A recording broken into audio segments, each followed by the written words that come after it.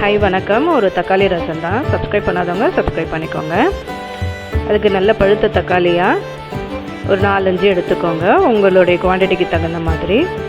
பச்சை மிளகா, பூண்டு, மஞ்சத்தூள், 1.5 ஸ்பூன் வந்துட்டு வீட்டில் அரைச்ச மிளகாத்தூள், உப்பு, தண்ணி, பெருங்காயத்தூள், 1 ஸ்பூன் எண்ணெய்.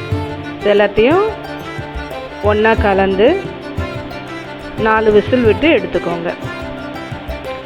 தண்ணியை தனியாக, அந்த தக்காளி தனியாக பிரிச்சுட்டு மத்தால் நல்லா கிளறிட்டு ரெண்டுத்தையும் ஒன்றா சேர்த்துட்டு ஒரு தாளிப்பு கொடுத்துடலாம். அதுக்கு கடாயில் எண்ணெய் ஊற்றி கடுகு தாளித்து வெங்காயத்தை பொன்னிறமாக வதக்கிட்டு கருவேப்பிலை, கொத்தமல்லி இது ரெண்டுத்தையும் நல்லா போட்டு அதோடு சேர்த்து வதக்கிக்கலாம். சுருண்டி வந்ததுக்கப்புறம் நம்ம ப்ரிப்பேர் பண்ணி வச்சுருந்த அந்த தக்காளி ரசத்தை எடுத்து இதில் ஊற்றி ஒரு கொதி வந்தோடனே இறக்கி சுட சுட சாதத்தில் போட்டு ஒரு அப்பளம் வச்சு சாப்பிட்டா கூட சூப்பராக இருக்கும்.